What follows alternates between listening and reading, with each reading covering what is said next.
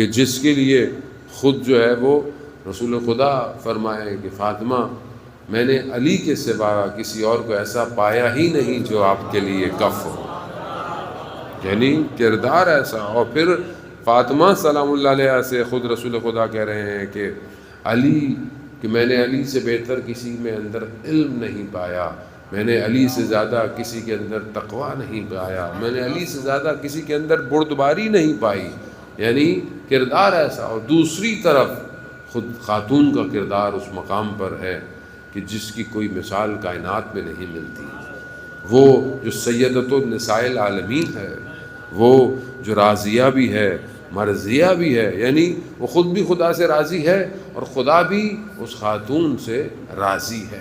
اب یہ کردار بھی پیدا، ظاہر ہے اب معصوم تک تو کوئی نہیں پہنچ سکتا، لیکن یہ سیرت ایسی ہی ہے کہ اگر اس سیرت پر چلا جائے تو انسان اپنے کردار کو نکھار سکتا ہے۔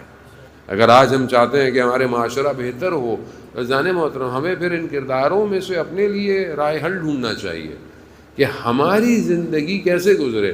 بہت ساری صفات ایسی ہیں کہ جو پریکٹیکلی ہم اپنی زندگی میں شامل کر سکتے ہیں، جہاں پر کرامت ہے، جہاں پر جو ہے وہ احترام ہے، بردباری ہے، صبر ہے، استقامت ہے، بہت ساری چیزیں بی بی سلام اللہ علیہ کی زندگی کے اندر ایسی ہیں کہ جسے ہم اپنی زندگی میں شامل کر سکتے ہیں۔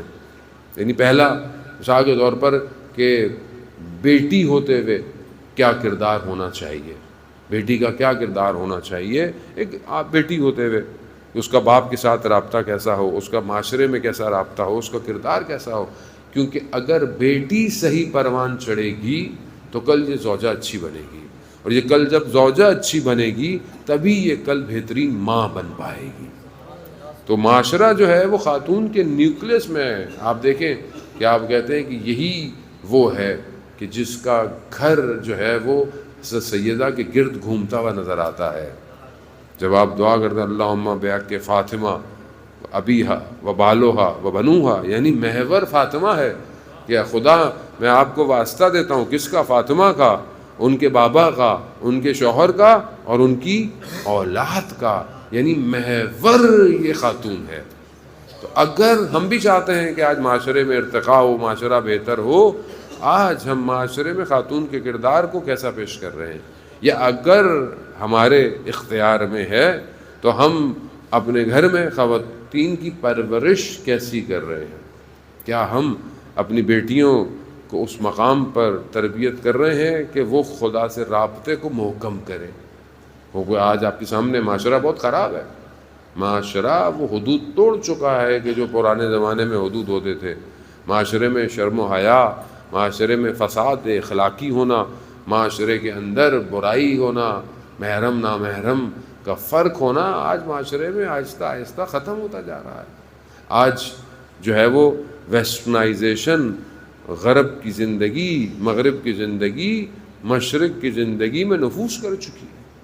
آج آپ کے سامنے جو انسان سوشل میڈیا استعمال کرتا ہے، بہرحال موبائل ہیں، اپلیکیشنز ہیں، انہوں نے چار دیواری کو گرا دیا ہے۔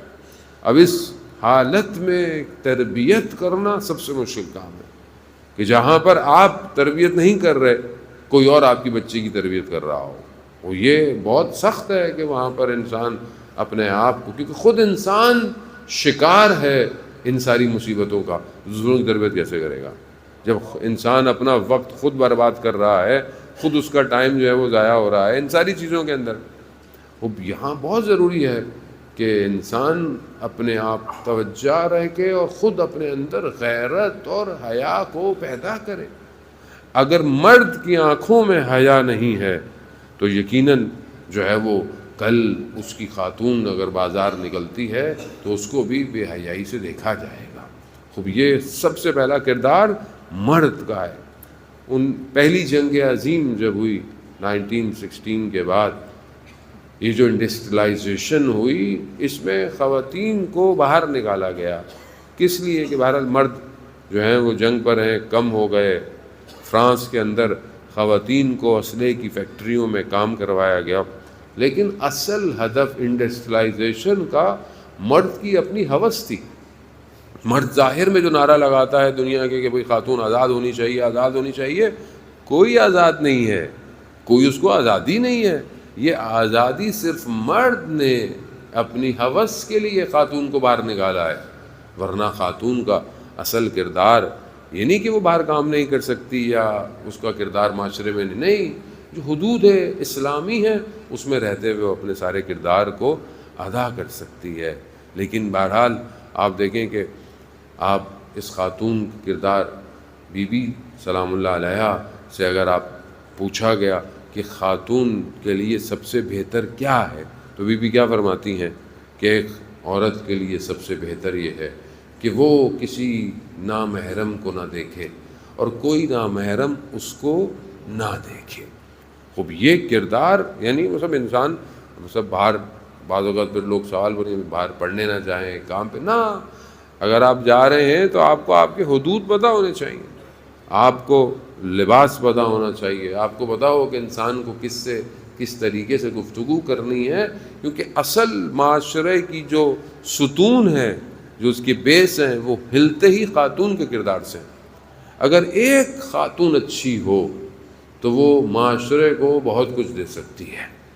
آج آپ کے سامنے کہ جو بہرحال واقعات فلسطین کے اندر ہو رہے ہیں، جو مقاومت میں مضبوطی ہے وہ ان ماؤں کے کردار کی وجہ سے ہے کہ گو کہ بے شک ملبوں سے بچوں کے لاشیں جو ہے وہ نکل رہے ہیں اور جو حالت آپ کے سامنے ہے دنیا اس کو دیکھ رہی ہے کہ کتنا ظلم اور ستم ہو رہا ہے. لیکن اس ظلم و ستم میں اگر استقامت ہے تو ان ماؤں کی وجہ سے ہے کہ جنہوں نے اپنے وطن سے اسلام کی بقا کے لیے فرزند پیدا کیے ہیں. اگر ہم بھی چاہتے ہیں کہ بہرحال ہمارا معاشرہ بہتر ہو، پہلا کام اپنے گھر کے اوپر ہے، پہلا کردار انسان کی اپنی زندگی ہے.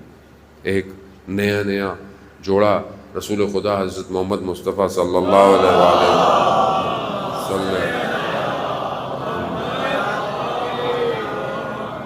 رسول خدا کی خدمت میں آیا. رسول خدا سے بولا کہ ہم جو ہے وہ ہماری اولاد ہو، ہم اس کی تربیت کرنا چاہتے ہیں.